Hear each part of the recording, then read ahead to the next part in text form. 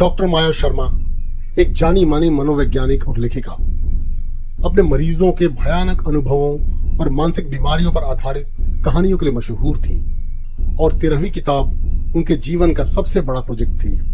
लेकिन ये किताब उनके जीवन की सबसे बड़ी गलती साबित हुई। उन्होंने स्क्रीन की तरफ देखा, उस पर खून से एक शब्द लिखा हुआ था, अब तुम मेरी हो। जब उन्होंने दरवाजा खोला तो वहां कोई नहीं था।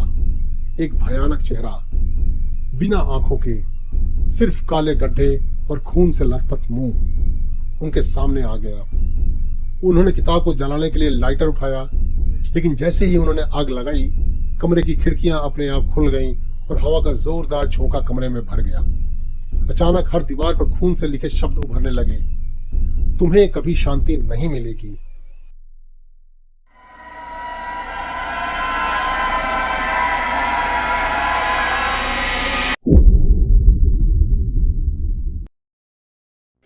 माया ने अपने हाथ से लाइटर फेंका और दरवाजे की ओर दौड़ी, लेकिन दरवाजा बंद हो गया था और कमरे की दीवारें धीरे धीरे उनके करीब आने लगी, जैसे कोई उन्हें बंद कर रहा हो।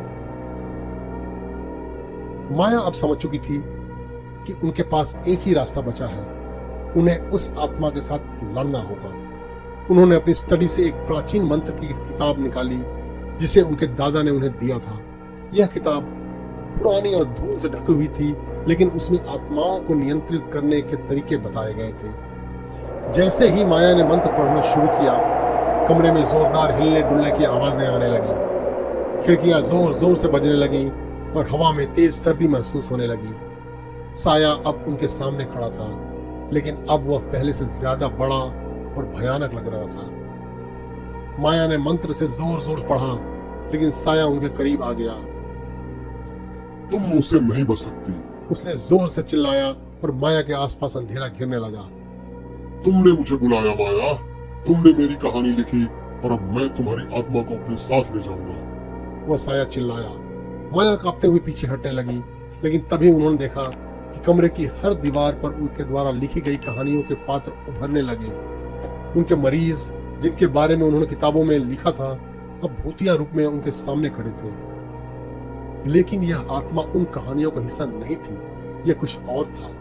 यह आत्मा वही थी जिसकी कहानी माया ने अपनी 13वीं किताब में गढ़ी थी। साया अब उनके करीब आ गया। तुम्हें पता नहीं माया, तुम्हारी कल्पना ने मुझे जन्म दिया है। मैं तुम्हारी ही सृष्टि हूँ, अब तुम मेरी माया हो। साया ने क्रूर हंसी के साथ कहा। माया अब समझ चुकी थी कि वह खुद ही इस आत्मा की रचयिता थी। यह उनकी कल्पना की सबसे बड़ी भूल थी।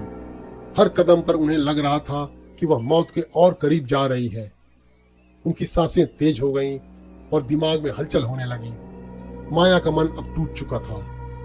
उनके दिमाग ने वास्तविकता और कल्पना के बीच की रेखा को खो दिया था। माया के दिमाग में अब केवल डर और भ्रम रह गया था। वह अब सच और झूठ के बीच फर्क नहीं कर पा रही थी। आत्मा की भयावह उपस्थिति ने उनके मन में एक ऐसी गहरी दरार पैदा कर दी थी जिसे भर पाना अब असंभव था। नहीं नहीं, तुम असली नहीं हो, ये सब मेरी कल्पना है, माया ने जोर से चिल्लाते हुए कहा। लेकिन जितना वे खुद को समझाने की कोशिश कर रही थी, उतना ही उनका मानसिक संतुलन टूटता जा रहा था। आत्मा की हंसी कमरे में गूंजने लगी। वह अब माया के दिमाग में घुसने लगी थी। माया का सिर अब दर्द से फटा जा रहा था। उनकी आंखों के सामने सब कुछ धुंधला और विकृत हो गया था। वे खुद से बुदबुदाने लगी। पुरानी कहानियों के पात्र, उनकी आवाजें, उनके भयानक चेहरे अब सब सामने आने लगे थे। माया अब मानसिक रूप से बिखर चुकी थी। माया ने आखिरकार खुद को कमरे के कोने में छिपा लिया। उनका शरीर कांप रहा था और आंखें भय से फटी हुई थी। वे खुद से बातें कर रही थी, बुदबुदा रही थी, जैसे किसी अनदेखी ताकत से लड़ने की कोशिश कर रही हो। तभी उन्होंने देखा कि किताब की अलमारी अचानक अपने आप खुल गई।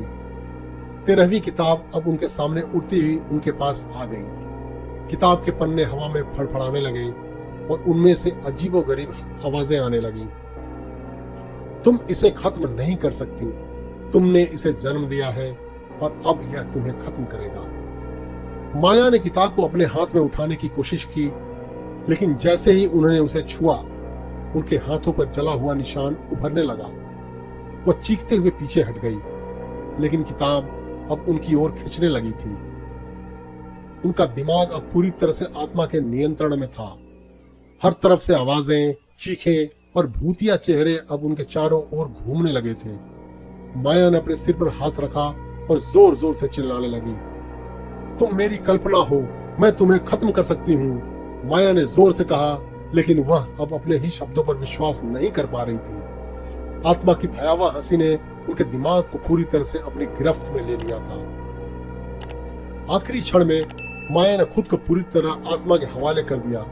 उनके दिमाग में बस एक ही ख्याल बचा था, किताब को खत्म करने का।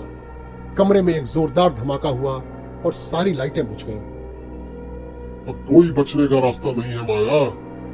आत्मा की आखिरी फुसफुसाहट उनके कानों में गूंजी और फिर एक भयानक चीख के साथ माया ने अपने होश खो दिए। माया अब पूरी तरह से अपनी मानसिक स्थिति खो चुकी थी। उन्हें एक मानसिक अस्पताल में भर्ती कर दिया गया, जहां वह एक कोने में बैठी रहती, बड़बड़ाती रहती, वह अब भी मेरे साथ है, वह मुझे नहीं छोड़ेगी।